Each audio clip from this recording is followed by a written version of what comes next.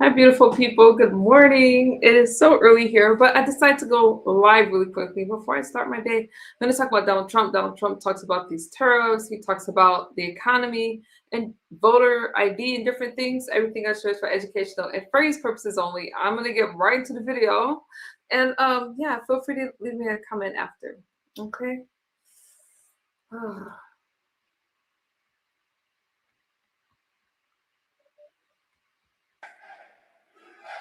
Thank you. Thank you very much. It's great to Good see a morning, vibrant Catwalk. place Hold on. like I this. gotta get to my video. As you know, about a year and a half ago, it wasn't so Checker vibrant. Look King at all Black. Hey, this brand guys. new steel and equipment that just went up because of our 23B tariffs, because Rad. of Good our morning. president, but because of our tariffs. And I'm thrilled to be back in the great state of Georgia with the men and women of an incredible American Hey, company, the Melissa. Good Coosa morning, boo. Steel Corporation.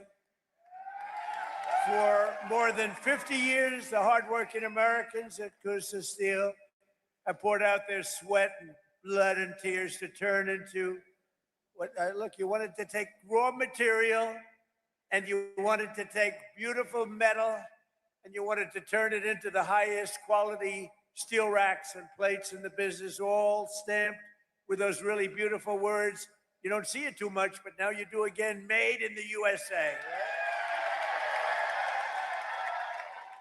And this company prospered and grew from humble beginnings in a Georgia manufacturing. What happened is you became, in a very short while, a Georgia manufacturing giant. But then you watch your core business start to fade. I just spoke to your great owner, and he's great, but he got hit by stupid politicians, basically, making specialized steel tire racks dwindle from 2 bustling shifts to 6 days a week down to 1 shift and 1 hour a week.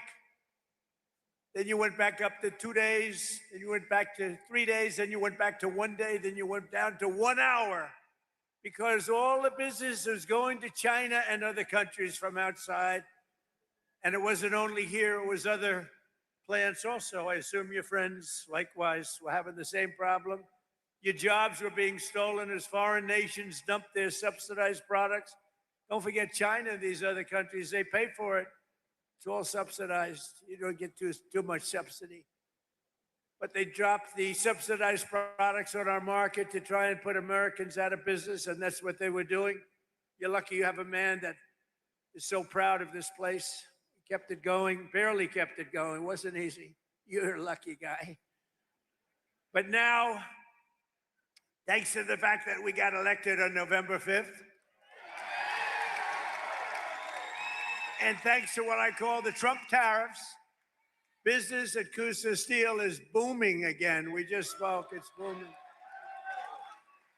And in October, you received your first large order for tire racks since 2014. It was a big, massive order. In fact, this great man right here thought that they made a mistake. He said, it can't be possible. No, it's called tariffs. I said, my favorite word in the whole dictionary is tariff, and I got in trouble with, look at all the fake news back there. Look at them. I got in trouble. No, I got in trouble with them because I said, tariff is my favorite word in the whole dictionary. They said, what about family? What about God? What about wife, children? I said, all right, it's my 5th favorite word. Now I'm okay. They've treated me okay since I did that. They didn't like it when, but it's my 5th favorite word in the dictionary. You're back, you're producing at full speed, 2 shifts a day, and he's going to 3 shifts a day, 6 days a week. And you've got a backlog now that's 7 months long. What a difference. From a couple of hours a week to 7 months long. And it's all because you finally have a president who put America first. That's what it is. But it's also because I imposed powerful 50% tariffs on foreign steel where they were coming in and dumping crap all over our country. I ended every one of the Biden era exemptions. And on August 18th, I added new tariffs to cover 400 derivative products, including steel racks, which is what you make. So I say congratulations, and What a great comeback. This is a comeback that 2 years ago, right? You were almost, I don't want to say out of business, but you're almost out of business. I guess he said you can say it. You were close. He was borderline. Started telling his wife, let's have tuna fish tonight, darling. Forget about the steak. But stories like this companies are right now playing out in cities all around the country, towns, villages, all over the country. And to think I have to be in the United States Supreme Court for many, many months, waiting for a decision on tariffs. Without tariffs, this country would be in such trouble right now. Without tariffs, this country would be like your company was 2 years ago. What a difference it made. And you know who brought the cases against us? People that are China-oriented, people that have business in China that want to rip us off and keep ripping us off, and the tariffs had stopped us. And not only China, other countries too. People from other countries like Canada and others, they sue us. Canada has ripped us off for years. Not anymore than that. And I'm waiting for a decision from the Supreme Court. Can you imagine? We have to wait. I mean, I just heard the story today, and I've told it 1,000 times. I don't think I've ever heard it any better. I even took him back to the fake news where he related the story, that he was in serious trouble. There was no business. There was no business anywhere. How was this place 2 or 3 years ago? It was not just here, the whole area. It was a disaster. And now it's vibrant. And we have to justify this because people come from other countries because they ripped us off for 50 years. And now we're doing the same thing to them. And we're being very modest about it. Right, Howard? We're being very modest about it. We could go a lot further if I want to. And I'll tell you, if I didn't win this election, a moron like Kamala or a moron like Sleepy Joe Biden, if you had these people back, our country would have been finished. We wouldn't have had a country. So just yesterday, I was visited by the CEO of the drug company, Novartis, and his name is Baz, first name, great guy. And he came into the White House to see our great chief of staff, who happens to be with us. Where's Susie? Susie's with us someplace. She is great. First female chief of staff and the best chief of staff. And she wanted to bring him in. It's a big, very big company, all based outside of this country. And she wanted to bring going, sir, I'm building 11 plants in the United States. I said, that's a lot. How many do you have? None. But we're moving almost all our business into the United States. And I said, can you believe it? He said, tariffs. And I got to be before a court. Can you believe it? This is like men playing in women's sports, transgender for everybody. I have a new one to add, voter ID. The Democrats don't want to give us voter ID because they want to cheat. The only way they can cheat is if they, look, we can stop them so easy. You know what they say? We don't want voter ID because it's racist. Okay? That's a good one. It's racist. Oh. I'll tell you what, when they look at the polls, 95% of the people want voter ID. Then you have proof of citizenship. So we want voter ID. We want proof of citizenship. For you to vote, let's prove that you're an American. So please, proof of citizenship. They're fighting that. They're fighting that. And then we don't want to have mail-in ballots where they're mailed in from all parts of the place. Mail-in ballots are crooked as hell. We're the only country in the world that use this type of mail-in ballot, the only country in the world. I'll tell you what, Republicans have to win this one. We'll never lose a race. For 50 years, we won't lose a race. We want voter ID. We want proof of citizenship. And we don't want mail-in ballots except for the military far away, except for people that are ill, disabled, or people that are away. Even for a vacation, we'll be generous, okay? Other than that, we don't want mail-in ballots because mail-in ballots, they cheat. Without tariffs, what would you do? You know what? Everybody would be bankrupt, everybody. The whole country would be bankrupt. And I have to wait for this decision. I've been waiting forever, forever. And the language is clear that I have the right to do it as president. I have the right to put tariffs on for national security purposes, countries that have been ripping us off for years. You know what they're doing? Using tariffs.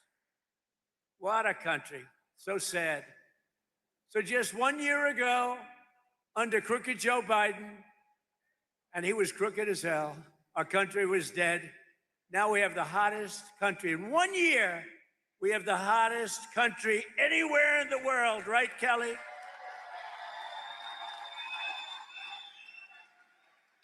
Remember when I used to say, Fuller, sort of reminded me, I listened to your speech. It's very good. I'm endorsing that man, by the way, very strongly.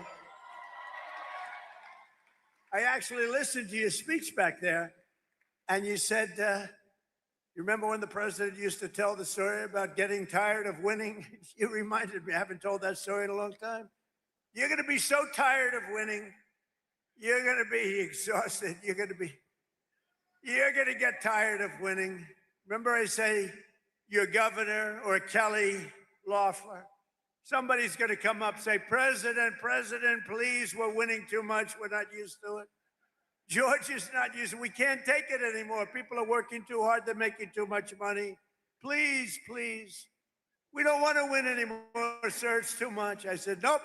We're going to keep on winning. The people of Georgia want to win. I'm sorry, Kelly. The people of Georgia. The people of Georgia want to win. Last week, it was announced that the United States added 172,000 jobs in the private sector. We reduced if I wanted to have really great job numbers, don't do any cutting in the public sector. I cut off 400,000 jobs in the public sector, and then I add many more than that in the private sector. And those public sector people that got cut, they hated me, and now they love me because they've all gone out and gotten much better paying jobs in the private sector, working right here for you. But we've created more than 5,000 manufacturing jobs in Georgia alone. And we've had a very good relationship with Georgia. And as factory construction gets underway, we've created 70,000 new construction jobs right here, 70,000. And you know what they're building? Factories like this. I said to that brilliant person right there, I see the yellow steel. You know what that is? That's a crane, brand new. I said, how long has that been here? He said, about 2 months. He said, tariffs brought it here, sir. Your policy brought it here. So today, more Americans in the prime of their life are part of a labor force than at any time since 2001. And then you could go back another 25 years from that. And more Americans are working today than at any time in the history of our country. Think of that statement. Any time in the history of our country, there are more Americans working today. In 4 years, Sleepy Joe Biden got less than $1 trillion of new investment into the United States. So in 4 years, he got a lot less than $1 trillion. But with our pro-American economic growth and the use of tariffs, we've already secured commitments for over $18 trillion. So think of this. In 11 months, because we haven't even gotten to last month, in 11 months, we have $18 trillion worth of investment coming into this country. And here's an example of it. Nice family, by the way. That's better looking than your crane. I like the family better than the crane. Very good. But a good family. The stock market has set 53 all-time record highs since the election. 53. Think of that. 53 days it was at an all-time record, adding $9 trillion in value. But you got to go back for a second. So we do over 18 trillion in 11 months, and Sleepy Joe, for 4 years, did much less than $1 trillion. Think of that. This country would have been dead. adding $9 trillion in value to your savings. I added $9 trillion, and your retirement accounts and 401ks are at the highest level they've ever been. And then I have to listen to the fake news talking about affordability. Affordability. You notice, what word have you not heard over the last 2 weeks? Affordability. Because I've won. I've won affordability. I had to go out and talk about it. But we inherited a mess. We inherited the worst inflation in history. But I'd like to correct it, because it's actually, the fake news corrected me. He exaggerated. He said it was the worst inflation in history, and it's only 48 years. So I apologize for that, Kelly. I apologize. So it's the worst inflation in 48. Actually, I think they're wrong. I think it is actually in history. We had the worst inflation in history under Sleepy Joe Biden. He was sleeping while you were working. Now, he was sleeping while you were trying to get a job. You weren't working. And now we have the most people working in history. And just recently, we crossed 2 milestones. They thought it was totally impossible when the S&P hit 7,000 points and Dow Jones surged past 50,000. Again, I was supposed to do that within 4 years. They said he's got a small possibility. I don't know how many of you people watch the stock market, but if the stock market's good, that's good for everybody. That's good for you, good for everybody. But the stock market hit over 50,000 for the first time in history. They said maybe he might be. This is right after my election in November. They said, you know, Trump's a great businessman. He might be able to get 50,000 by the time his term finishes. No, we did it, Howard, in 1 year. 1 year. Under the last administration, every economic policy punished American workers and businesses like this one, while rewarding those who outsource to foreign nations.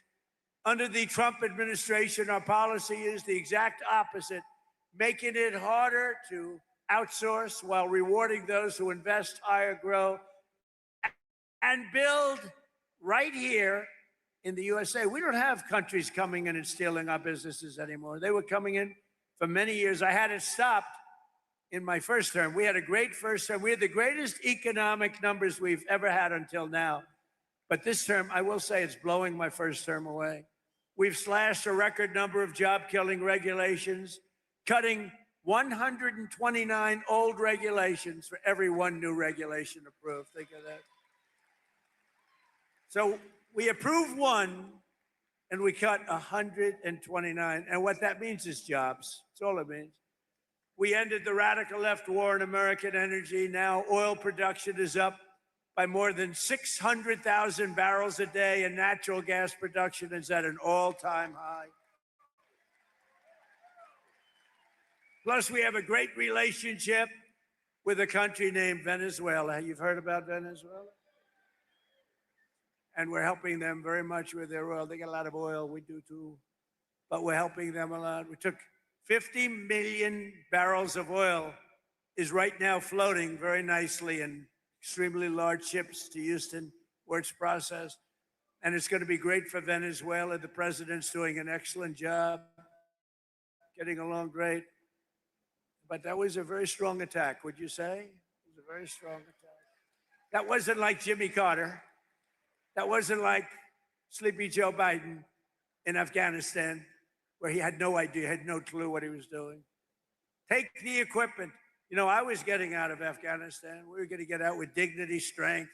They feared us, but we shouldn't have been there, frankly. But we were getting out with dignity and strength, taking all the equipment. He left the equipment. They said, leave everything. Let's go. I said, what do you mean? You're leaving a $150 million airplane? And one of the generals told me, that's when I knew he was a stupid general, Milley. Sir, it's better to leave the plane. I think it's cost efficient. You're going to leave a $150 million plane because you don't want to fill it up with a tank of gas? These people were so stupid. But now we have General Raisin Cane. He's a little different. A little different. He's a little different. I was told by my first admin, I had these generals, what the hell, I never did it before, so I picked a couple of losers. But the first ones, they told me, sir, it'll take 4 years to defeat ISIS. And I said, how can it take 4 years? We have the best equipment in the world. Why? And I rebuilt the military my first time. I said, why would it take 4 years? They said, well, I would. So I decided to go to Iraq, and I flew to Iraq. I was extremely brave. In fact, so brave I wanted to give myself the Congressional Medal of Honor. I said to my people, am I allowed to give myself the Congressional Medal of Honor? And, I've given out so many to guys that are seriously brave. I mean, they come in with the arms are missing, the legs are missing. The stories are so unbelievable. And I said, that's a little stretch if I gave myself one of them. But it's one of those things. Someday I'm going to try. I'm going to test the law. Brandon, I'm going to say, let's give it a shot. Maybe I'll win in court after everyone sues me, after radical left lunatics sue me. Now watch. The fake news, I'm having fun. The fake news will say, Donald Trump wants to give himself the Congressional Medal of Honor. But he was rebuffed by the audience, who stood up and booed the hell out of him. No, they say that kind of stuff. It's amazing. They say, if I'm sarcastic, even a little bit, they make it sound. I said one thing the other day, a little while ago, a month ago, 2 months ago. I said, I don't think I'm going to make it to heaven in front of a massive group of people, 56,000 people. And they're all saying, oh, what does he mean? I don't think I'm going to make it to heaven. I'm doing a great job for a lot of people, but I don't think so. I'm just not worthy of heaven. I'm not going to make it. And I was having a good time going, I was having fun. I hope to make it. But I doubt I will, to be honest with you.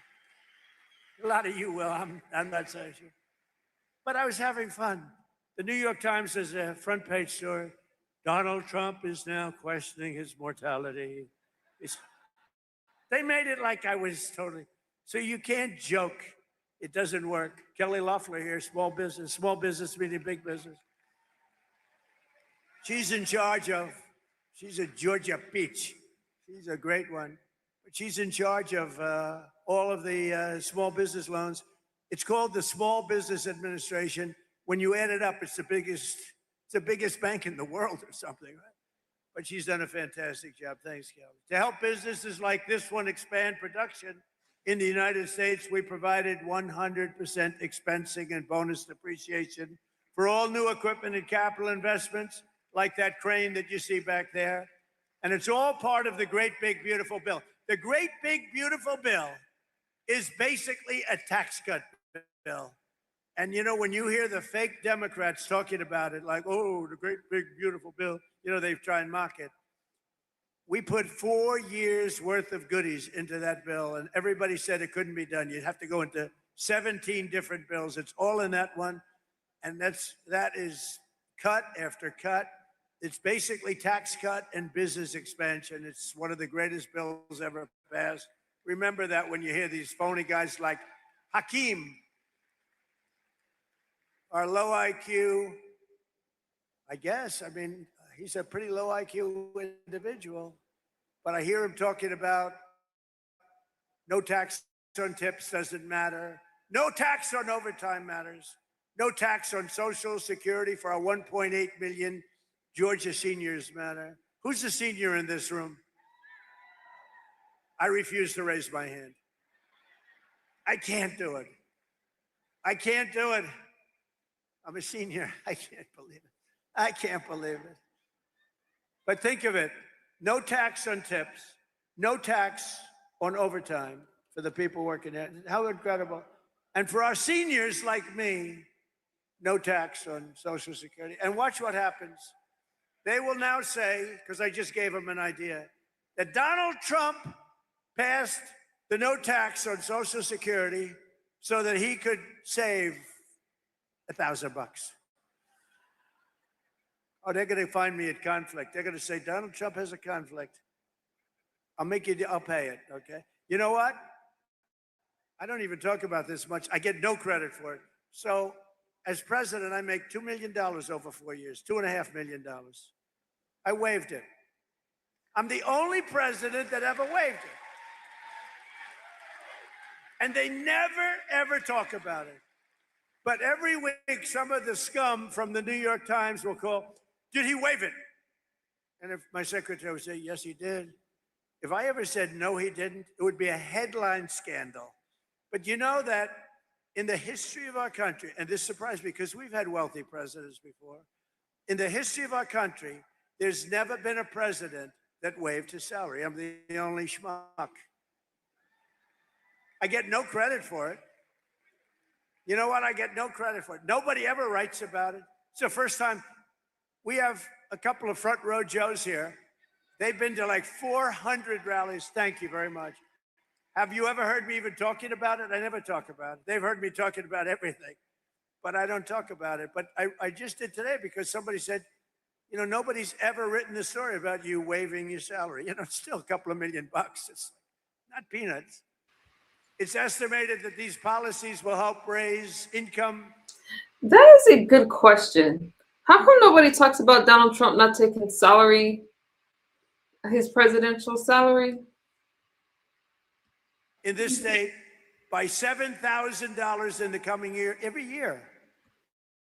Boost household take-home pay by over $10,000 and protect more than 200,000 Georgia jobs. It's amazing. No one knows the importance of tax cuts and fair trade. More than businesses like this one. So now I'd like to ask the president of Coosa Steel, Andrew Seville, very nice name, to come up and say a few words. I'd like to say, because I'm telling you, I met this guy, and he said something that his wife is going to be extremely upset. I said, how are you doing? He said, President. Please double tap the screen and like my video. Okay, Donald Trump brings up a lot of points in this speech, you guys. I don't know if you guys heard it already, but he goes through a lot here. I didn't have all these cameras running. I would grab you and start kissing you violently. And I said, why is that? He said, because what you've done for us economically in this state, in this town, with the tariffs in particular. So I want to just introduce Andrew. Thank you very much. Right, Doc. Welcome to Coosa Steel.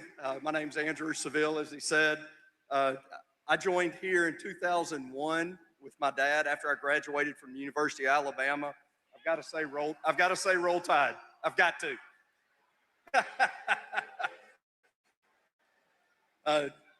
My dad bought this company in 1985. We began to diversify, add all American-made equipment. Everything you see here, American-made. We have all American-made steel. That's all we keep in all of those warehouses. All of it American-made.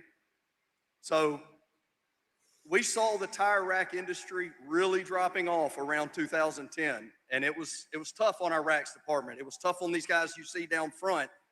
These people that are used to this heat. I'm sorry if some of y'all aren't, but this is nothing to them. But the tire rack industry was going to China. There were no tariffs. They were bringing them in, and they were decimating the tire rack business in America. Your first term, we saw some things come back, just a little bit here and there. The second term, about July, the quotes, the orders, I couldn't keep up. They were coming nonstop.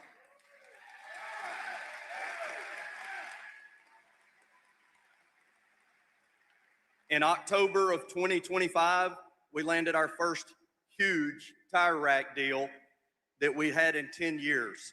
This is going to keep our racks department busy for 2 shifts a day, 6 days a week, and we're pumping them out as fast as we can go. And they're all going to Shippensburg, Pennsylvania, right in America. Mr. President, what you've done for these guys down front, what you've done for our entire economy, what you've done for all of America, couldn't be done without your favorite word, tariffs. You did it. You're making America great again. You're making all of these guys more in their wages, and we couldn't be more than happy to call you Mr. President.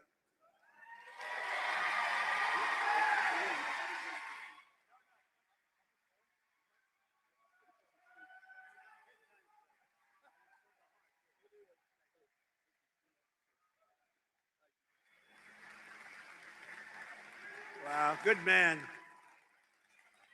That was beautiful. And, you know, I say the car industry is coming back. The plants from Canada, they took a lot of our car business. That was a good job. You know, that's what he just said, you know, I had a speech to write, but I wanted to go from the heart. That's what you did, and much better. That's much better than reading a speech. But our car industry is coming back like nobody's ever seen. It's all coming. They stole it. 52% of our car industry over the last 30 years went to Germany, Japan, Mexico, Canada, all coming back. We're building plants all over the country. Nobody's ever seen anything like that. All because of, look, it's because of, I guess, November 5th, the election and all, but it's because of the election I did the tariffs. Nobody else would have done it because nobody else had the guts to do it. And a great man, a great economist came in yesterday and said, sir, you did something that nobody has ever done. Nobody. 22 Nobel Prize laureates on economics oppose you on your theories on manufacturing and other things, or the economy. And you were on one side and they were all on the other side. They said we'd be in a recession. And you were right. This is the boom like he's never seen before. And even crime is way down. Crime is at the lowest level in 125 years, before my father was born. But he said, what you've done is amazing. You had 22 Nobel Prize winners in economics, and you were the exact opposite of every one of them. And they admitted now, every one of them admitted, but I had Howard on my side, a great Secretary of Commerce, and I had Kelly on my side, and I have Fuller on my side. I know that I got my Fuller. You better win that election. And I had the Lieutenant Governor of this state on my side, Burt Jones. Burt Jones, you know, all these guys are coming in now, loaded up with some money. Who the hell knows how much money he's got? But Burt Jones has been here and been with you and been with me right from the beginning. He's been with me for so long, right from literally the first day. And Brandon, you've been so incredible. Secretary of the Treasury, that's pretty good. You've come a long way. He's a very successful state senator with me all the way. These guys are with me all the way. I'm going to introduce them in a second. Another Georgian whose workers will benefit from our tax cuts is Kirk Cowan. Kirk owns the GMC Value Mart, a family business and a fixture of this community since 1971 with 100% expensing. A lot of people don't know what that means, but basically, you'd be able to deduct over a 40-year period. We're letting you deduct your expenditure over 1 year. That crane is deducted, probably knowing him. I think the crane is deducted before you even took shipment. But no, you're allowed to do it. 1 year expensing. It's a big, big thing. It's why we had so many, it's why we were so successful in the first term. And now we even expanded it and we made it 10 years. In other words, it's good for 10 years. With 100% expensing, bonus depreciation, and no tax on the overtime. And Kirk says that the tax cuts are helping him keep the store up and running, and it's doing better than it's ever done before. So, Kirk, could you come on up for a second, please, Kirk? Come on up, Kirk.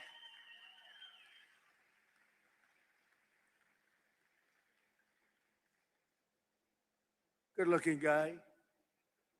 Come on.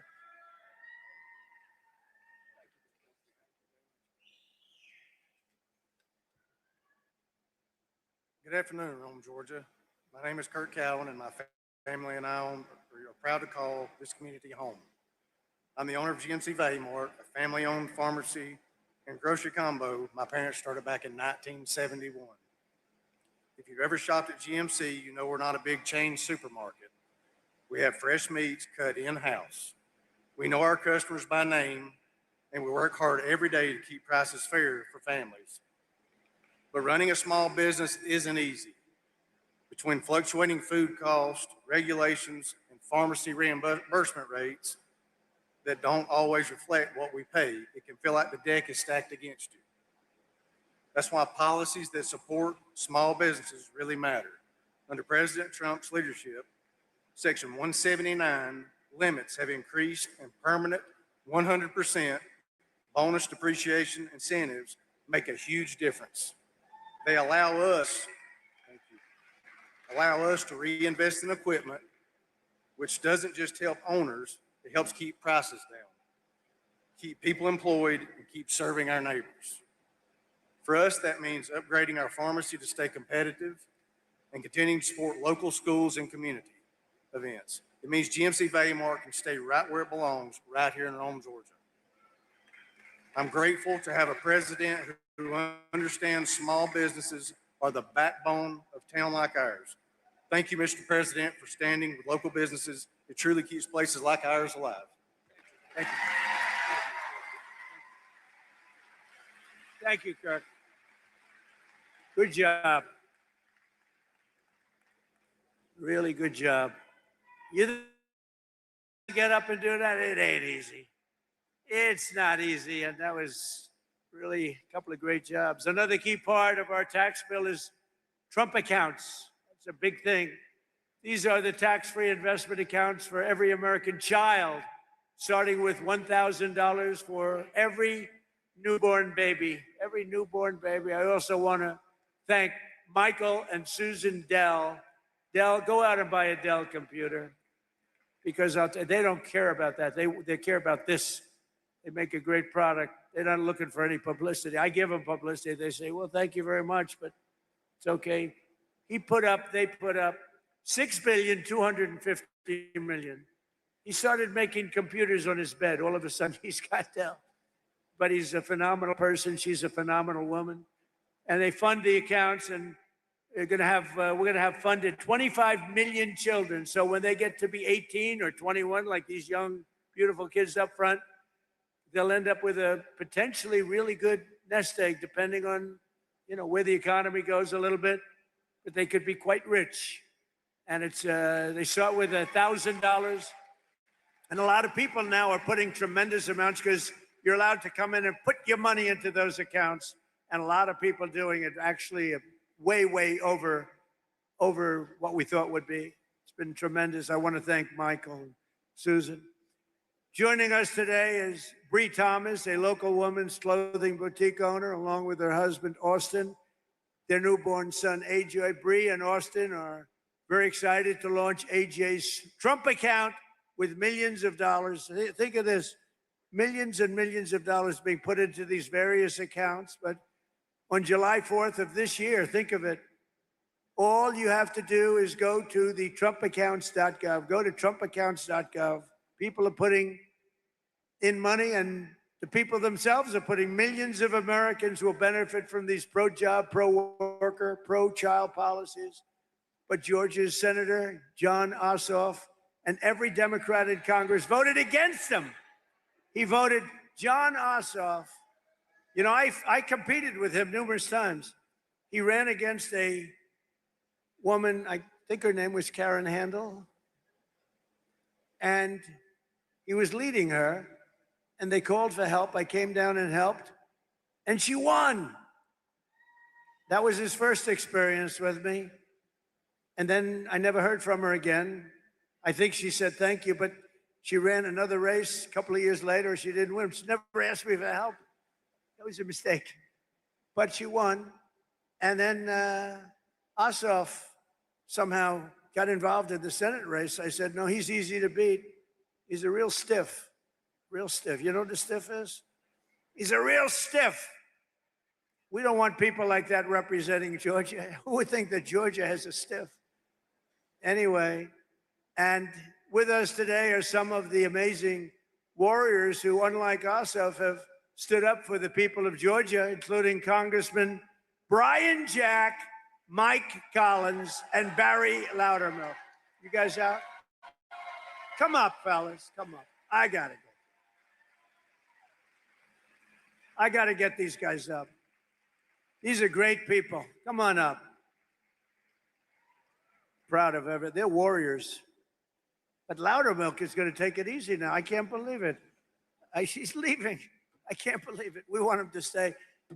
Say hello, fellas. Come on, Barry. Mr. President, as I was sitting out there and I was looking back here at the crane, you remember first term we were all on the Trump train. I think we ought to have a Trump crane right here, right? See, Trump cranes all over manufacturing plants in the United States. Look, the greatest honor that I've ever had serving the people of Georgia is to work with this fine gentleman right here. Yeah, he called me back in Memorial Day weekend. I got a call from the White House and said, the president would like to come meet with you in the Oval Office on June the 1st. So I headed up to DC and I got over to the office early, and when I walked in, we got a picture made, and we were talking about something pretty important, about the investigation of January 6th. But after we talked about that, the conversation changed, and he started telling me about this golden era of America. And when I got back to the office, the staff asked, how did the meeting go? And I couldn't stop talking about the golden era of America. I said, we're going to return to that time in America that we all heard about, but our children have never experienced. And we are seeing that come to fruition right now because of your leadership. Thank you, Mr. President.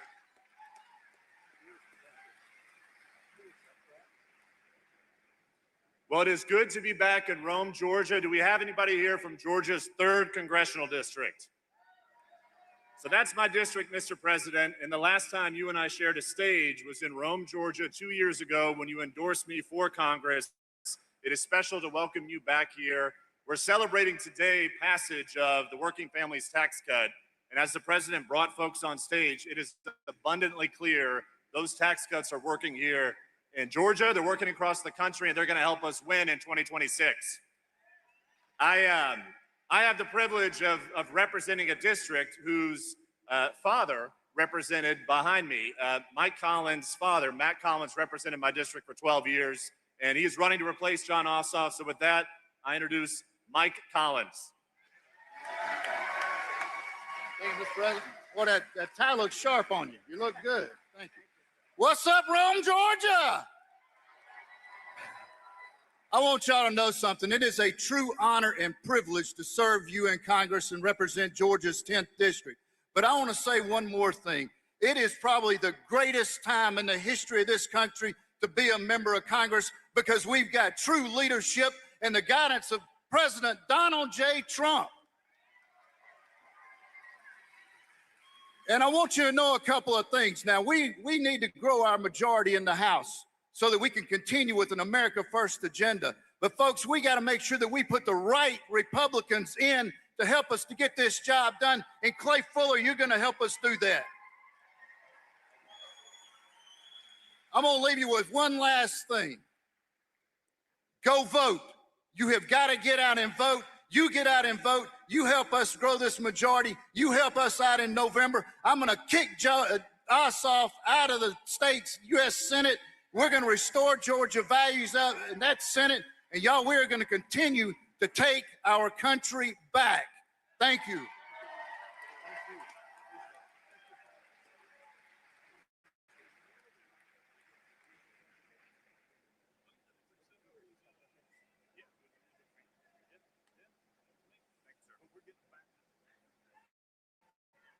I'll tell you, Loudermilk, I said, you were the one that they caught giving a tour of Congress to a couple of kids and a mother and a father, and they said that they were communists. They were actually constituents from Georgia. And it angered him so much that he became a wild man, and he was very effective. And I always say, I said, they picked on the wrong guy. Here's the guy shows up with a couple of really nice country, beautiful people with their 2 kids. He's showing them the Capitol. And they said, he's showing them classified information. He's showing them. The people didn't even know nobody knew what they were talking about. These people are sick. But I want to tell you, Loudermilk, that was very cool. You didn't take it easily. A lot of Republicans are nice. The Republicans are too nice. And they just sort of would listen and they won't comment. Barry decided to comment, to put it mildly. You made them go through hell. I want to just tell you, you've had a hell of a career. And I hear you're not running, and we're going to have somebody very good. You know that? But you are fantastic and did a great job. Thank you very much, Barry. Thank you. Great. Very proud of you. I also want to thank Commerce Secretary Howard Lutnick, who's got more good ideas. He's a very, very successful guy. Thank you, Howard. Howard Lutnick. We have some big things happening. And I introduced you already to SBA Administrator Kelly Loeffler, who's an unbelievable woman doing an unbelievable job. Never lets you down. Treasurer of the United States of America, Brandon Beach. He is a winner and a friend. And he's another one. I didn't know him, but I kept hearing these wonderful things about a guy named Brandon Beach, and he was fighting for us. By the way, did you see they raided the Fulton County place, storage house? And now the Democrats have hired a massive team of lawyers. They have the ballots. That should be no problem, right? They have the ballots. FBI came in and raided. They found plenty of stuff. And now they have the ballots.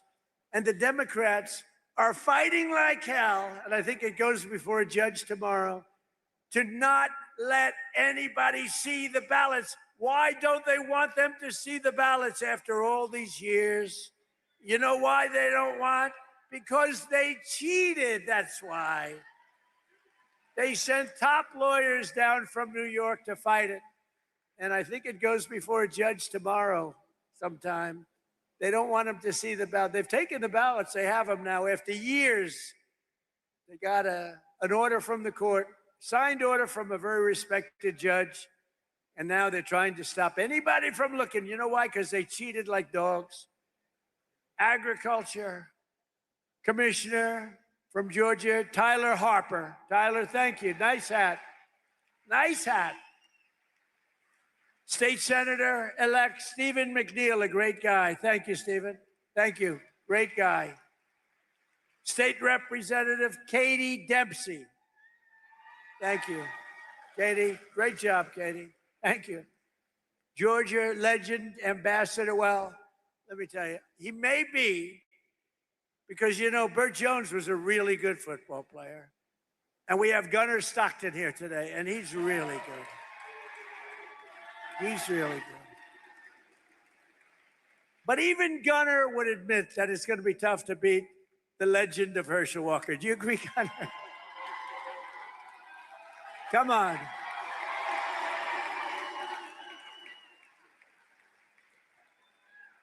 Because, you know, Lieutenant Governor Burt Jones was a great football player too. But he said, I heard you were great, Burt, but you were not Herschel. Hey, Herschel, come on up with Gunnar. Bring Gunnar up here. Come on.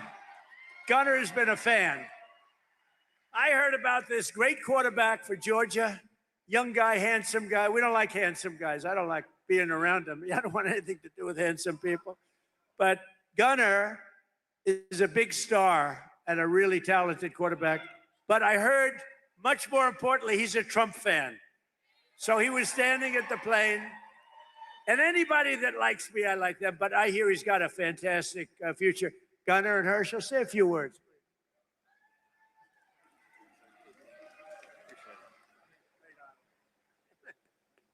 Oh, this is a great opportunity just to meet a president and Donald Trump. It's an awesome experience, and I'm just glad to be here.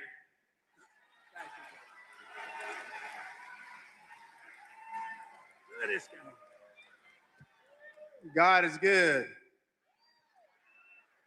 Promises made, promises kept. This is a president right here that's going to go down in history as one of the greatest presidents the United States has ever had. Is standing before you right now is President Donald J. Trump, because what he's done, he's given his blood, sweat, and tears for the United States of America. So we got to get out and vote and do the same thing, because if we do not do that, we will lose this country, because men shouldn't be in women's sports. I can know what a woman is. I know that guys should not ever be in women's sports. I know that we should always respect the law because it's written in the Bible, and we got to get back to what things are and make it simple. Make it simple and make it easy. This is the president to do it. Get out and vote, vote, vote. Vote the correct way, because we want to save America. Thank you, President Trump. I love you. I told him I will always fight for him. I've known him since 19.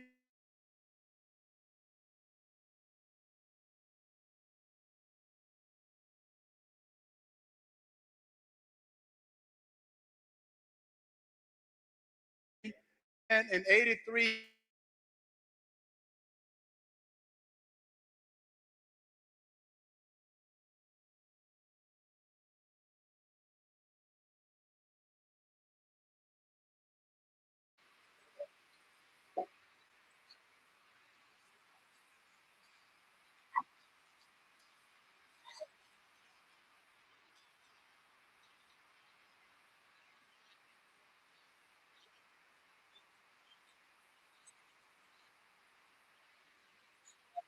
Complete and total endorsement. It's not like, oh, gee, let me think about it.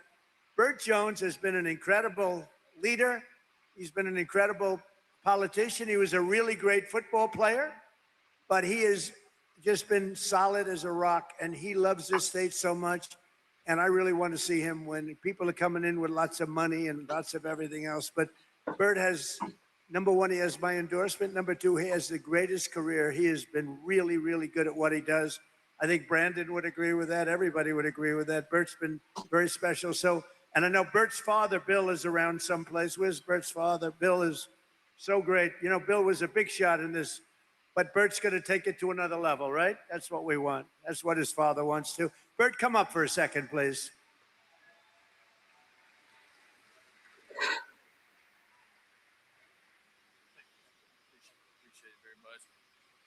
Well, needless to say, is he not the finest president that we've ever had in our lifetime? I like their accents, y'all. And I appreciate the compliment, Mr. President, but I can promise you I don't even sit in the same room with Gunnar Stockton and Herschel Walker in my playing days. In fact, I asked Gunnar Stockton, how many SEC championship rings do you have? He said, maybe 3, 4, something like that. I was like, we only got one when I played, you know, and that shows you how he's a great football player, but he's an even better young man. So I just really appreciate being with him today. But I want to tell you this real quick. The reason why I've supported Donald J. Trump since 2016 through 2020 to 2024 is because he has done exactly what he said he's going to do for this country. When he said he's going to put America first, he did just that. He shut down the border. He's bringing jobs back to this country. He's making us the top world leader on the world stage. People now fear the United States and respect us all at the same time, which is very good. But when we were traveling down the roads here in Rome, Georgia, he was asking me all these questions, and I was sitting here, well, you know, I'm not really from here, Mr. President, but I can tell you as much as I want to tell you. I was like, Rome, Georgia is blue collar America. Rome, Georgia is a place where they've got great law enforcement because they got a good sheriff here. They got great healthcare services right here. They got great leaderships like Katie Dempsey right here. And it is a microcosm of what this country looks like. And so if we want to keep Georgia red, which we do, we need to elect America first, Trump endorse candidates across the board. And I'm so proud to have his endorsement right here because us taking that Senate seat back and keeping the governor's seat in the Republican column starts right here in the 14th district right here. So we got to have your support, and we appreciate you, and we appreciate everything you do, Mr. President, because you are the best. So thank you very much. Thank you. Appreciate it. Thank you, Bert. Great job. You got to get out and vote for Bert. That whole group. You may have heard that last year the murder rate saw its single largest decline in recorded history to the lowest level in 125 years. With us today is a tough on-crime district attorney here in Northwest Georgia who helped achieve that feat, putting violent criminals behind bars where they belong. And I just want to introduce you because I know he spoke before for a couple of minutes, and I heard what he said, and I loved what he said. It just made me even feel stronger about him. He's an incredible young guy. He's going to be, I think he's going to be just a total winner, and it's what we want. Clay Fuller. And Clay, you have my total and complete. Come on up if you want, Clay. Come on up. We want to vote for Clay. He's going to take it home. Total winner. Everybody loves him. Thank you.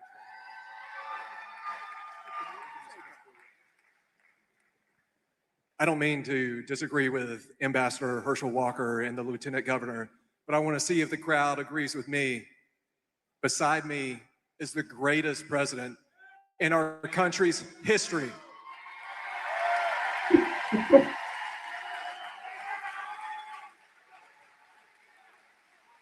And Mr. President, I know you like the winner, and that's what we're going to do on March 10th.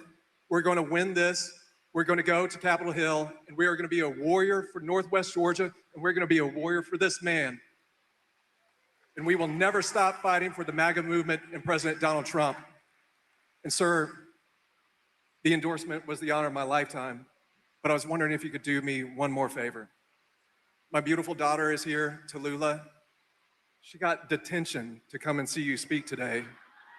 Could you pardon her, please? Thank you, sir.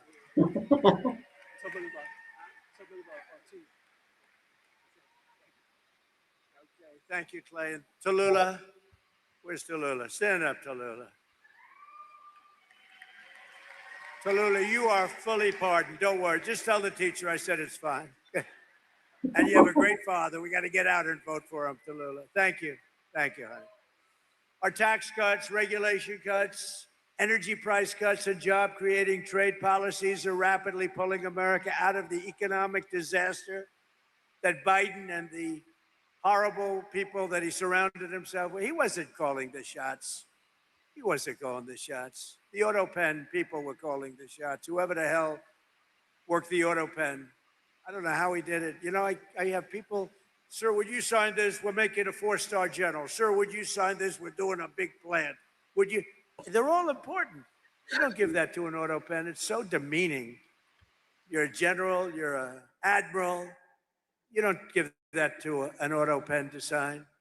After gasoline skyrocketed to over $5 a gallon and in some places $7, $8, and even $9 a gallon under Biden, our policies have brought gas prices way down and now at $2.37 a gallon. But I was in a beautiful place called Iowa 2 weeks ago, $1.85 a gallon for gasoline. Way down. All of it's come down.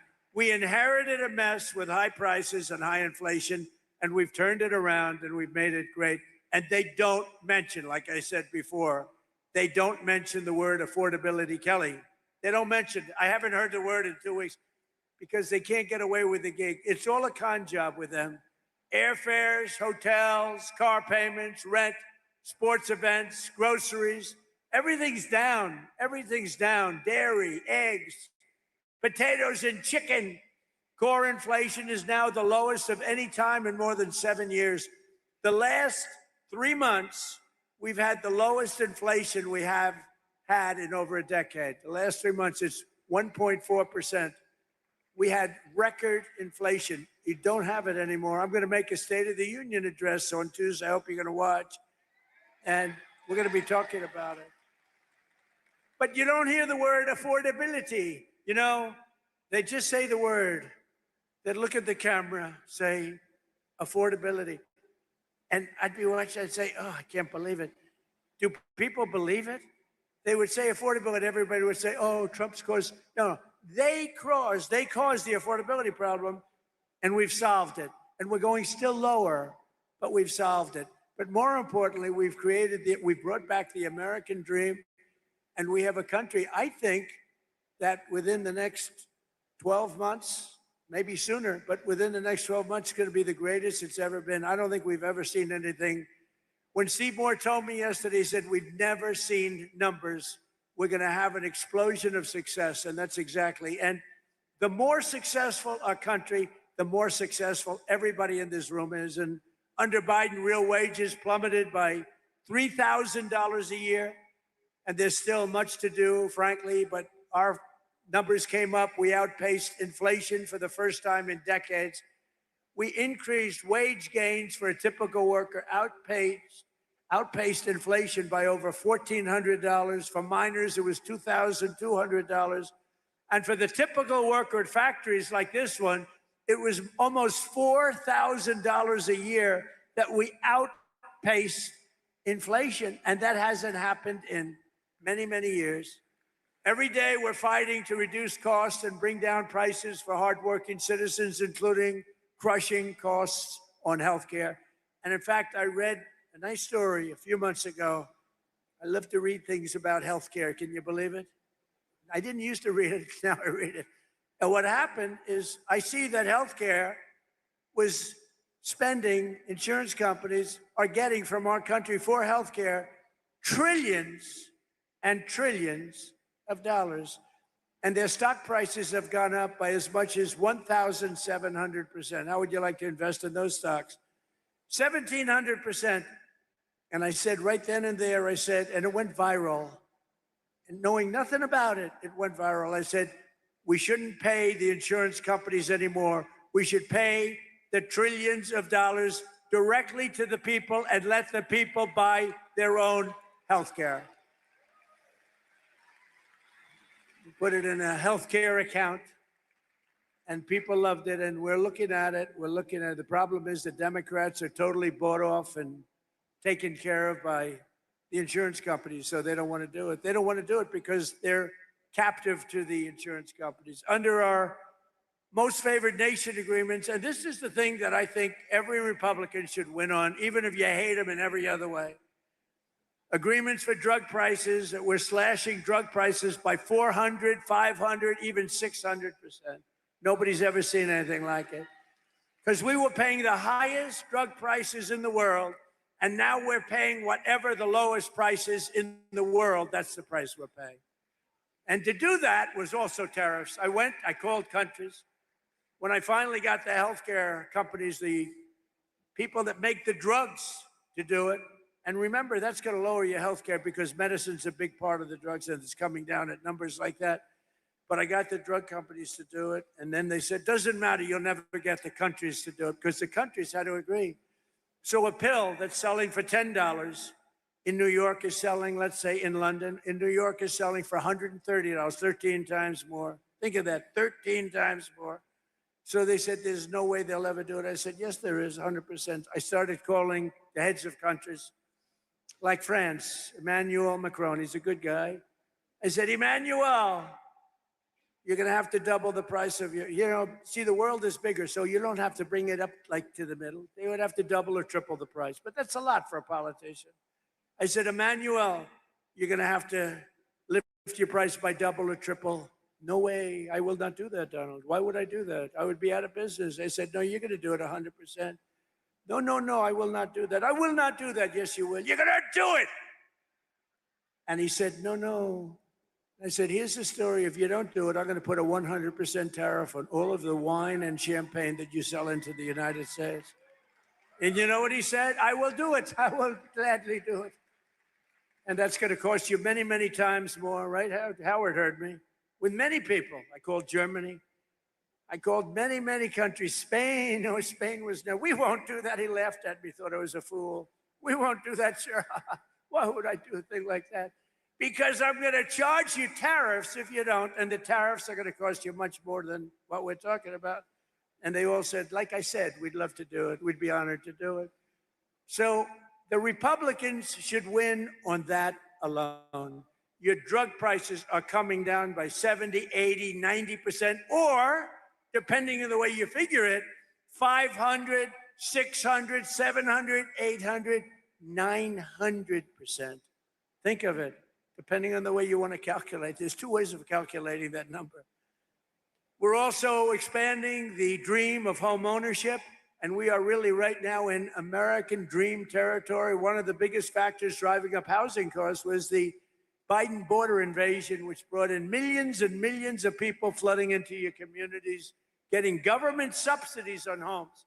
Foreign-born workers now make up over 1/3 of all demand for Georgia housing, driving up rent and housing costs. Now that we've secured our border, we stopped the invasion. Think of this. Millions of people came through our border every single year. Millions and millions of people. In the last 8 months, I don't even believe this could be possible, but it's close. 0. And that's done by radical left Democrats. Now, not one person in the last 8 months has come through our border, except if they come through legally.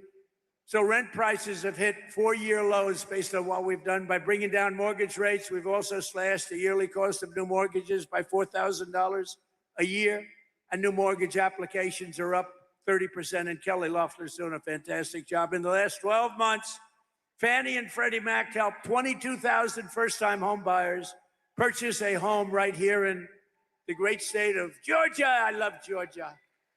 We won Georgia big, didn't we? Too big to rig. It was too big to rig. Vote for Burt Jones, vote for Fuller. To continue this trend, I'm ending the scam of Wall Street firms and large institutional investors buying up all of the single-family homes all over. They go in, they buy 10,000 houses. Then people come out and they say, we can't buy a house. I ended it. Now you go out and buy a house. They can't do it anymore. Georgia was affected by this issue more than almost any state in the union. But America will not become a nation of renters. We're not going to have a nation of renters. That's why I recently signed an executive order to ban Wall Street and large institutional investors from buying those single-family homes. Can't do it. Not allowed to do it. Not allowed to do it. They were buying tens of thousands of houses, just buying them and putting them in the market for rent. And to stop surges in food prices, we take care of our amazing farmers. Nobody's taken care of farmers like I have. Nobody's ever received the votes of farmers like I have either. I also recently issued $12 billion out of all the tariff money. We're taking in hundreds of billions of dollars. We're going to be taking in next year $900 billion in tariffs, unless the Supreme Court said you can't do it. Can you believe it? That I have to be up here trying to justify that with people like you. I have to put you on a stage in front of your family, but you did very well. So it could have been very embarrassing, right? You did very well. But it's a shame that I have to justify this because it's just common sense. We took in hundreds of billions of dollars. Out of that, I gave $12 billion to our farmers because they were taken advantage of by many, many foreign nations. And just over 1 year ago, we inherited a mess, the results of ruinous inflation, economic surrender, a border invasion. They invaded our country, rampant crime and chaos all over the world. But today we've ended that disaster. America is back. Our economy is roaring, and our country is respected again, respected like never, ever before. We've achieved more in 1 year than most administrations achieve in 8 years, and we're just getting started. Oh, we're just getting started. We've got things that are happening that are as good as what you've heard. I don't know if they can get better, to be honest, but they're good. With the help of Georgians, we are here today. We're going to have you do something. We're going to have you keep on working, keep on fighting. Together, we're going to make America great again. You know, I came up with that phrase a long time ago, make America great again. Who would have thought? It turns out to be rated, not by me, by anybody, by stupid people, frankly. Anybody would rate it the #1 phrase in the history of politics in America. Right? It's called Make America Great Again. That's what we've done. And when the past administration and guys like Barack Hussein Obama, have you heard of him? When they get up and they say, we will stop MAGA, we are going to fight MAGA, we must stop MAGA. I'd say, no. MAGA means make America great again. You don't want to stop that. And we're doing that, and we're doing it at a much more rapid pace than we ever thought possible. Even the enemies are saying what's happened in this country in 1 year is a miracle. It's not a miracle. It's common sense. It's smart people working with incredible people like you, the people of Georgia. I want to thank you very much. And to this steel mill, I'm going to come back here in 2 years. I'm going to look it up. You'll be 3 times bigger, and I appreciate it. Great words. Thank you very much, everybody. Thank you.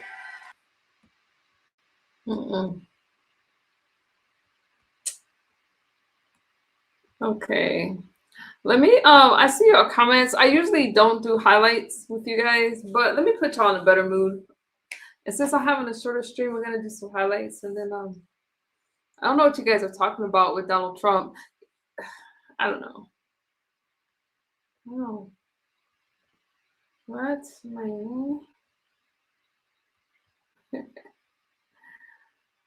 hang on. I'll cheer you guys up right now. Mm.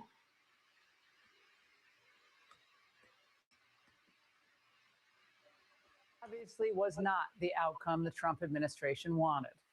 The Supreme Court's ruling on tariffs is deeply disappointing, and I'm ashamed of certain members of the court, absolutely ashamed. They also are a, Doc, right? frankly, disgrace to our nation, those justices.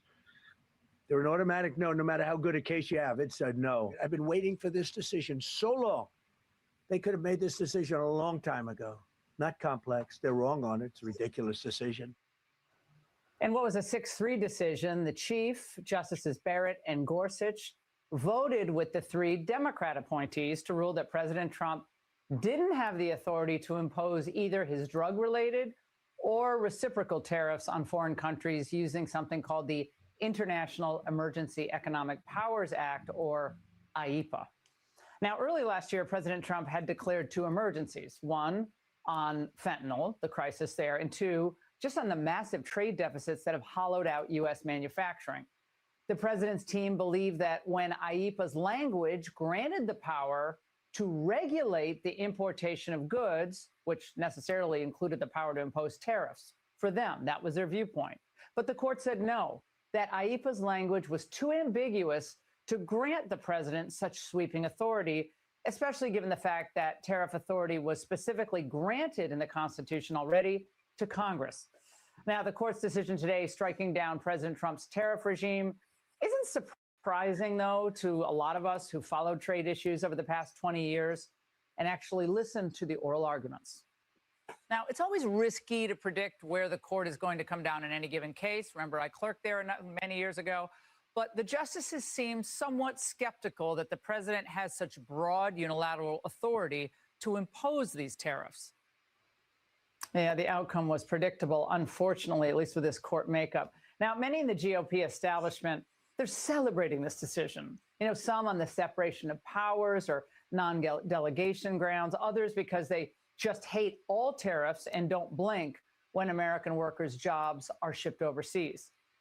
And by the way, on the Democrats who, voted to strike down the tariffs, does anyone else remember a time when Democrats opposed Congress's authority to delegate some of its decision-making, in this case, to order tariffs? I mean, think about those independent agencies out there that liberals love.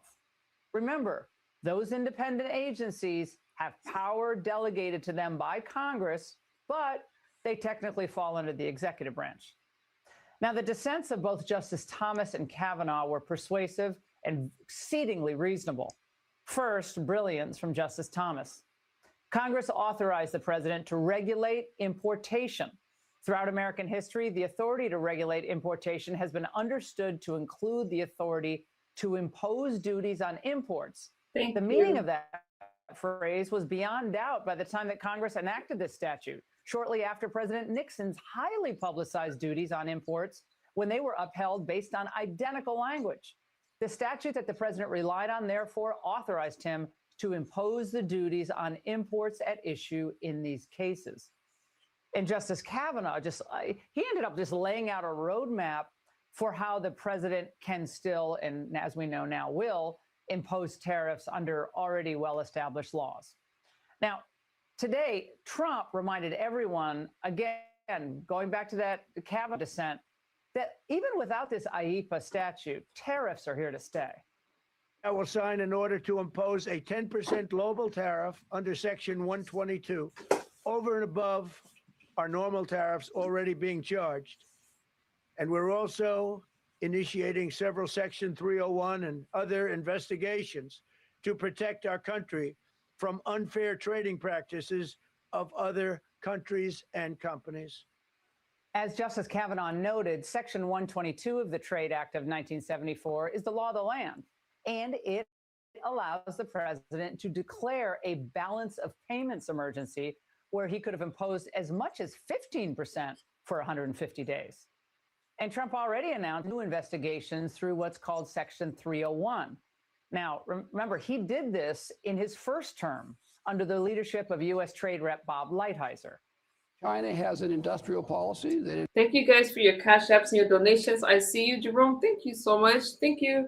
To the anonymous person in my chat, I see you. Thank you guys for supporting the stream, and please double tap the screen. And thanks for your support. involves a lot of subsidies, a lot of dumping, a lot of forced technology transfer, all these sorts of things. So what have we done? We have prosecuted cases on anti-dumping, on countervailing duty. The president has initiated a case on so-called 301. It's a very effective tool.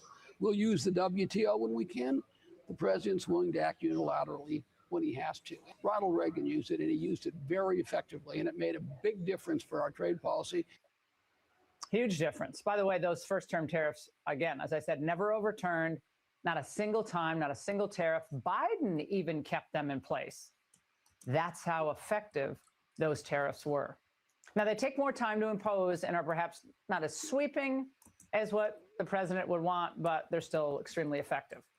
But back to that majority opinion itself. Now, the dissent is 100% correct. It is ludicrous to think that in IEEPA, Congress gave the president the authority to regulate commerce in an emergency, which would include banning imports outright and total embargoes of imports, but that it would somehow, in the statute, not even allow him to charge. This is why we hate lawyers. You put 9 of them in a room, they can't agree on anything. There are 5 laws that say the president can use tariffs. So the president picks one, uses tariffs, gets sued, and the Supreme Court can't agree if he picked the right law. 3 said he did, 6 said he didn't. They all agree the president has the power to use a tariff, but 6 of them say he's got to pick a different law. So the president's just going to pick a different law and put the tariffs back on. That's what happened today. The 3 justices who backed Trump were Kavanaugh, Alito, and Thomas. Amy Coney Barrett, Gorsuch, Roberts all sided with the Democrats. I'm ashamed of certain members of the court, absolutely ashamed, for not having the courage to do what's right for our country. In fact, they're just being fools and lapdogs for the rhinos and the radical left Democrats. The court has been swayed by foreign interests and a political movement that is far smaller than people would ever think. I guess Trump's not a dictator anymore because the court ruled against him, and he's going to do what they say. Carney in Canada, he doesn't have this issue. Ursula at the EU can hit us with tariffs and nothing stops her. Mexico can hit back fast. China can. They dump and tariff all day long. But the United States has to just sit there and take it. The president can't hit back fast. He has to guess which law to use. And if he retaliates too hard against Vietnam or Switzerland, these countries can hold firm because the court might strike them down. Foreign countries that have been ripping us off for years are ecstatic. They're so happy. And they're dancing in the streets, but they won't be dancing for long. That I can assure you. The president enacted big, fast, sweeping tariffs to knock everybody off their chairs and send them scurrying to Washington to negotiate. Other countries were desperate to do a deal because the tariffs hurt and Trump had a free hand. You think if Trump had waited 2 years and then hit the Japanese with just a tiny 10% little tariff, they would have buckled and sent us $600 billion? The president controls foreign policy. Foreign trade is foreign policy. And Trump used tariffs to get NATO's spending boosted, to kick China out of the Panama Canal, and to pull Greenland away from little Denmark, and to make peace deals. Hey, you two stop fighting or I'll slap 50% tariffs on you both. The Supreme Court says you did that the wrong way? You got to do it this way instead? Richard Nixon used the exact same authority to slap a 10% tariff on almost every import. The Supreme Court upheld it. Trump used the same authority and they knocked it down. How mad's the president? He's pretty mad. The Supreme Court justices who ruled against this the policy striking it down, are they still invited to your State of the Union next week? And will you speak with them? They are invited, barely. Mr. Barely. 3 are happily invited. No, they're barely invited. Kavanaugh cut through all the gobbledygook and said, what's the point of ruling against him if he could just easily do it another way? Quote, although I firmly disagree with the court's holding today, the decision might not substantially constrain a president's ability to order tariffs going forward. That is because numerous other federal statutes authorize the president to impose tariffs and might justify most, if not all, of the tariffs at issue in this case. Then Kavanaugh made a list of all the other laws the president can use to do the exact same thing. It's like having dirty dishes, but you have to do it by hand. You're not allowed to use the dishwasher. Why are we making it so difficult? Let's just get the dishes done and go to bed. Trump has a whole toolbox of things he can use, and he's just going to go down the list, and he's already checking it off. Tariffs are being put back. What a waste of time. And the president campaigned and won on this. Japan spent $60 million to build a factory in Georgia. Trump was just there yesterday, and everybody wanted to give him a kiss. And I mean everyone. I made a speech at a factory. They make steel products. And I said, how are you? Nice to meet you. How's business? President, I'd love to kiss you. This is a very powerful man. I don't want to be kissed by that man, but a very powerful, strong man. He's been in the steel business for many years. He said, sir, I want to kiss you. I said, why? He said, because we were down to working 1 hour a week, and then you came in and imposed tariffs, and all of that foreign junk that they were dropping into our country stopped. He said, sir, I want to kiss you so badly. And I said, no, thank you. Here's the silver lining. The president goes back, does it again. This time, it's even more targeted and strategic. He's already locked in the trade deals. Now he can carve out exemptions for, let's say, coffee importers, for example, because we don't grow coffee here in America. In a way, it's a win. We got the deals. The costs have been eaten. Inflation went down. And now we can go back and redo it, and we can decide what each business needs. The crazy thing about all this is that the court let our country get invaded. Apparently, it's not illegal to catch and release 20 million foreigners into the country. Just don't charge the foreigners a fee to come in. That would be illegal. I can destroy the trade. I can destroy the country. I'm even allowed to impose a foreign country destroying embargo. I can embargo. I can do anything I want, but I can't charge $1. Because that's not what it says. And that's not the way it even reads. I can do anything I want to do to them, but I can't charge any money. Democrats who actually begged Clinton, Bush, Obama to start a trade war with China now say only dictators start trade wars. Hakeem Jeffries, the Democratic leader, has called you a wannabe king. Why wouldn't him a low IQ? But why wouldn't he? Doesn't even know. And I watched him the other day interview. The guy doesn't even know what a tariff is. So if globalism crushed the working man, if NAFTA crushed them, if cheap Chinese labor destroyed small-town America, how's Trump supposed to save the working man if he can't renegotiate trade deals and use the same tools other countries use? Huh? Trump's at least trying to get others to pay. Democrats want you to pay. Mayor Mondami said he was going to make New York City more affordable. So he gets elected. Now he says he's going to raise your taxes and raid the Treasury. How's that for a bait and switch? In order to get to this point of closing the gap on both this fiscal year and the next fiscal year, we are forced to raid the rainy day fund, the retiree health benefits trust reserve, and to increase property taxes across these other years. New Yorkers not happy about it. I told you guys that Mondani was promising things that he couldn't do. There's nothing free, okay? Nothing is free. The money has to come from somewhere.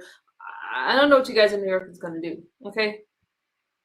On Mondani, you are out your goddamn mind. Now they're not happy. Mayor, with the greatest respect, in every campaign speech, in every debate where you engage, we opened our ears to listen. Now today, accept the words echoing from us now. Do your job as mayor and leave our taxes out. I told you guys, but I'm just going to watch New York. and what you guys are about to go through with Mandani. Because of the Trump tax cuts, you're getting a big, beautiful tax refund this April. And Democrats don't even know it yet, but they just walked into a pretty big trap. Newsom's saying Americans should get a tariff refund. Donald Trump should return that money immediately. He has an obligation, $1,751 per family. But we're taxed by Donald Trump. He took hundreds of billions of dollars from working folks, from the ag community, from small businesses, for this vanity play, this illegal action. And he finally was held to account. The rule of law won out. Tariff stimmy checks with Trump's name on it right before the midterms. I'm into it. Anyway, most of the tariffs were eaten by foreigners, importers. Some prices went up, yeah, but inflation's gone down since Liberation Day. But as long as we're playing along, I love the idea of a refund. Are we getting refund checks for the $9 billion the Somalis stole? Because when there's fraud on my credit card, American Express pays me back. Are we getting refund checks for Bidenomics? The average family paid thousands of dollars more a year. Should I check the mailbox? We spent hundreds of billions on migrants, their hotels, healthcare, phones. I want a refund. Are California taxpayers going to get the $24 billion back that Gavin spent on the homeless? Exactly. Do California taxpayers get the $16 billion back from the train to nowhere that Gavin never built? That rail CEO, he just got arrested for battery. There's investigation pending, and what's not pending is progress. And we're continuing to make progress laying the rail. Newsom thinks he's leading the charge on refunds, all right? He's not even leading Mayor Pete. A new poll in New Hampshire has Buttigieg beating AOC, Newsom, and Harris. Mayor Pete, who Kamala said was too gay to run with, is now running away with it. I'm a big believer in going everywhere, both across the media landscape and geographically. There are so many places. Some are well-known places on the political map. Some are a little bit off the beaten path. All of them deserve attention at a moment like this. I'm going to continue to go wherever I think I can be useful. Newsom's already on his knees, begging the South Carolina kingmaker for favors. Try to understand. I love the meeting John Lewis, meeting Martin Luther King. You're contemporary of all these folks. Yeah, Jesse Jackson, all these folks. Yeah. I mean, were they? For someone like me sitting back, I mean, we think of these people in obviously and appropriately reverential terms as we do you, but as a living testament to that. Yeah, Newsom's lost control. Blacks hate him, so he's kissing Clyburn's ring. And he needs Silicon Valley money to win, so he sided with China in the trade war. Remember he cleaned up San Francisco for Xi? Not for us, for Xi. Chinese knee pads, he's in a lot of trouble. And once these donors send him all this cash and he loses, they're going to want a refund. So this week, SF Mayor Daniel Lurie did something the city's been waiting for a long time. And no, it wasn't replacing rice-a-roni with me as the San Francisco treat.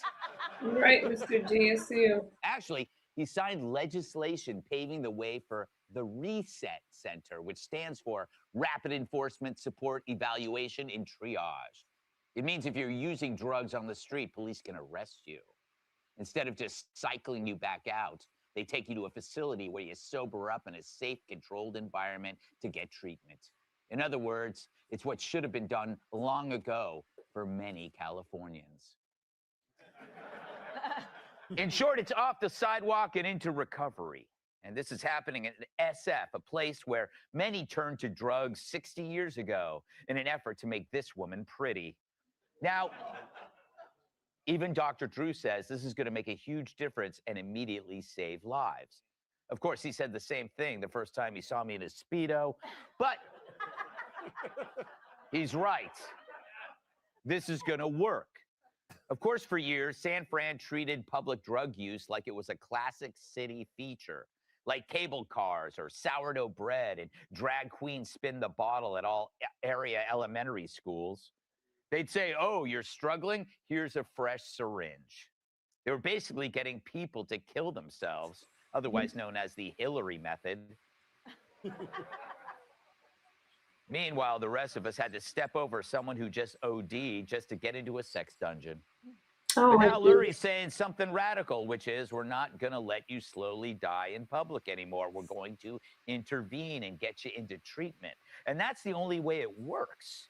Actual compassion isn't found in enabling destructive behavior. Real compassion says, I care enough to stop you from destroying yourself and others.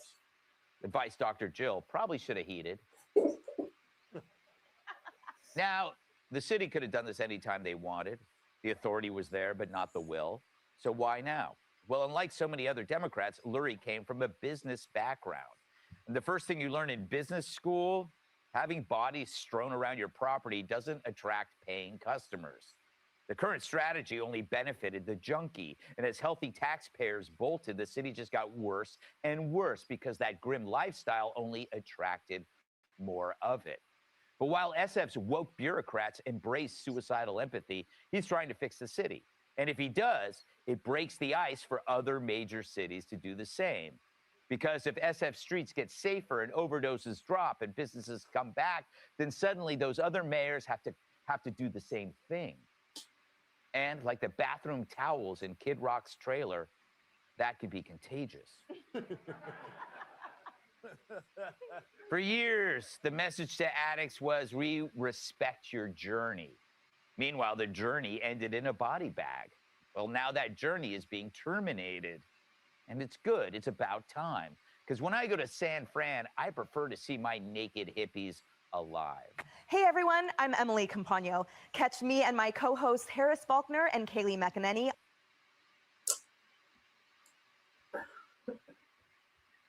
All right, you guys, that was a lot. We need to do we need to do highlights more often. Okay, you guys. So Donald Trump obviously is not happy about the tariffs.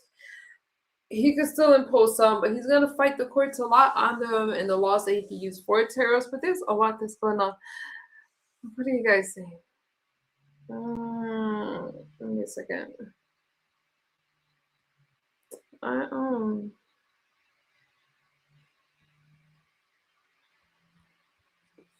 Myron, you've been saying a lot. Let me read your comment. I can't really address this stuff right now. When Black Americans and others ran to support in the last election the better candidate, the MAGA cult voted him back in, but now they are crying and asking Black men to help out.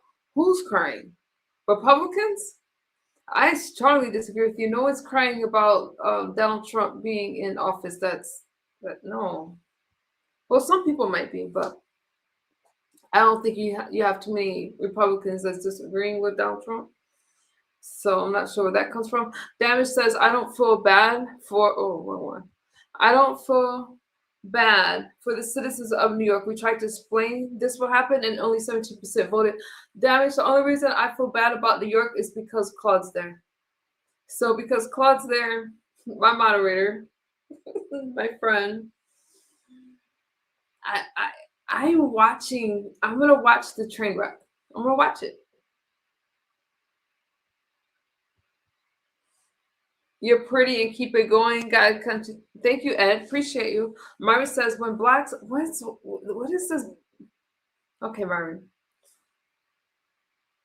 Did I read this one already? Oh, yeah, I did. Okay.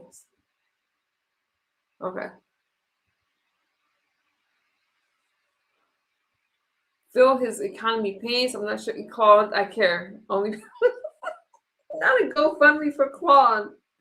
You guys. First off, Trump is not orange. And the terrorist is going to be a fight. It's going to be a fight. But Donald Trump has a way of getting things done. I don't know why people call him a dictator, but obviously he's not a dictator, because if he was, he wouldn't have to go through Congress. But he has to go through Congress. He has to go through the Supreme Court. And he's not quite getting his way on things, but he's still done a lot within the little time that he's been in office so far. He's done a lot. Jerome, what question were you talking about? Do you want to leave it under my my video? Thank you, Jerome. You guys know I'm gonna have to go to bed. And this woman is the true meaning of faith and hypocritical. Myron, I haven't been this disrespectful to you at all. And now you're being, see, this is what happens. You guys try to come in all peaceful, right, from the left. And this isn't for all of you. Have I called any of you out of your name? Myron? No. But when you don't get your way and I don't agree with you, then all of a sudden I'm hypocritical. I'm delusional. I'm kissing Trump's arse. No. No. I'm just speaking about the video that I showed. So I'm not sure where you're going with that, but I digress. Let the New Yorker bask in their glory. You voted for Mandani. Damn it. You got a point. You got a point. They voted. They wanted. See, when people say, thank you, Star. When people say, this is my problem with Mandani, nothing is free. You guys say, oh, take from the rich. Do you guys know how much wealthy people give to charities, fundraisers, foundations, all kinds of things? I don't believe in just taking from somebody just because they're well off. I don't. I believe in becoming well off. I do. There's no reason why we can't live comfortable in the United States. None. Everybody has obstacles and things they have to overcome. Okay.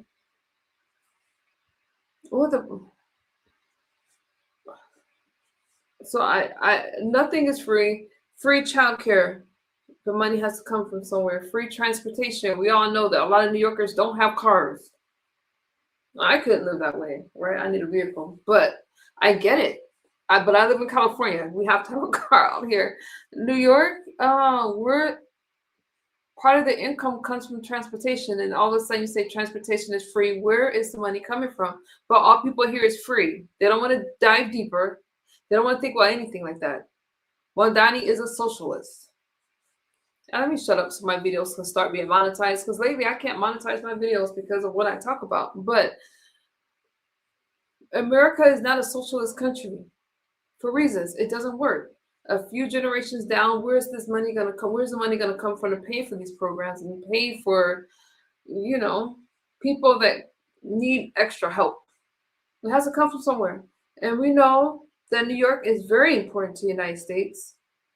But free does not work, especially in a state like New York. Okay? You guys can disagree with me. You can disagree. You're okay, misunderstood. You're just saying what you see and know. Exactly, Catwalk. That's what I'm saying. Now, Myron quickly wants to become like, the main character, wants attention, calling me out of my name. But I see that from the political left. Not all, because some of you, we have great conversations, but when you don't get your way, then you want to throw these temper tantrums, and I don't understand it. I haven't said anything that's false. I haven't. But I wanted to show you what Donald Trump was talking about, and the tariffs was a big deal. I didn't make it a big deal. That's what's happening in the United States. And we've been talking about tariffs for a long time. Are you Trump supporters or family, but on the wrong side of history? The Epstein files are going to be released, and if he is convicted of, then you will still support him. No one's talking about the Epstein files. That was yesterday's show. I appreciate if you stay on topic. Don't handicap my wallet. We spoke about Epstein, and we'll be talking about Epstein later, but right now we're talking about what I just talked about. Speaking of the Epstein files, do you want to know what else I find interesting, since Myron brought it up? And after that, I will ignore Myron because I'm wasting my energy reading his comments. No offense, Myron.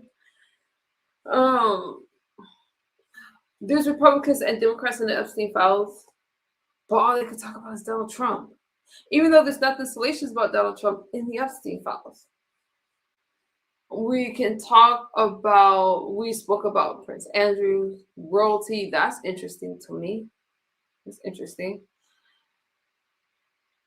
Clintons are the ones that's testifying, that's been subpoenaed. That's interesting to me. But all anybody can do is think about Donald Trump. And I find it troubling because out of all the names that's in there, I can see if you're mentioning Trump and other people, but it's just, what about Trump? And ignore the rest of the people. So I find it selective outreach. I just do. If people are really interested in Epstein, be interested in all of it. Don't just cherry pick it because you want to find something on Donald Trump. Because listen, if there was something too derogatory about Donald Trump, that would have come out during the Biden administration before Donald Trump was elected to presidency. Okay, that would have come out while he was the president-elect, even before he was officially in office. Why? What better way to keep him from winning? So I'm not going with this Trump, this fear-mongering, Trump is in there and this thing that you guys keep trying to push out there. You would have pushed it during the Biden administration when the Democrats had majority in the office in Congress. That's what you would have done. So I'm moving on from that. Okay, all you guys could say is that Trump is mentioned in the Epstein files. A lot of people are mentioned in the Epstein files. Bill Gates is looking terrible right now. A lot of people was mentioned. You did, Long? I didn't. Good morning, Lisa, my friend. How are you feeling this morning? Good morning. I'm just winding down. Oh, mercy. It's 6 o'clock in the morning. Listen, you guys, thank you guys for hanging out with me. I got to lay it down so I can come back. There's some things I want to show you that came out with the Epstein files. It's oh my God, you guys, it's so layered. But we got to dedicate streams to that. There's no way I can do that. Never mind. We'll talk about it briefly. We'll look at Nancy Guthrie over the weekend. You guys feel free to leave me comments under my community posts. I respond, usually. Even if you disagree with me, and if you guys have an idea you want me to talk about, if I missed a point and you're like, you're not hearing me, leave it under my comment section or under any video so I can look at it, so I can talk about it. Okay. I appreciate you guys for your support, for your conversations. I'm praying for our country. Trump is a fucking mercy. Lisa, yeah, I like the mornings, but I'm about to do some studying lately. We'll talk about Epstein later. Because it's something I came across in one of these letters. No, it's okay, Dr. Mahan. I may not be here later. Mama Doc is coming. Oh, nice. Mama Doc is coming. Hello to Mama Doc. Yeah, have fun. Have fun. No problem. I'll hold it down. Damage. I appreciate you hanging out. I gotta go to bed. Kawak, I'm going to bed too. I'm about to follow you. Oh, tell Mama Doc hello. Big hugs to her. She must have good genes. I mean, people without the white privileges, just like the democratic system, because of historical abuse. I don't have white privilege, and I'm Republican. The Star, I hear you. I hear you. But there's black Republicans. I did fine. I did fine because I work hard. Okay, anybody can make it in this country. I'm gonna say that. Okay, you guys, I gotta lay it down. I love you guys. Thank y'all for hanging out with me. Claude and Doc, thank you guys for holding me down.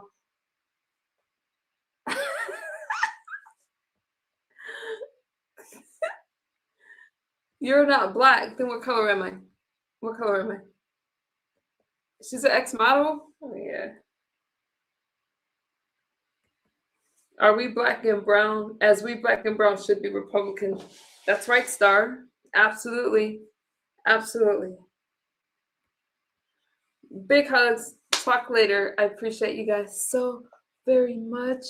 Bye-bye. It's the Free State Sense Blues. Good morning, Robin. I'm about to go to bed, though. Love you, boo. Thank you for stopping by. Bye, you guys.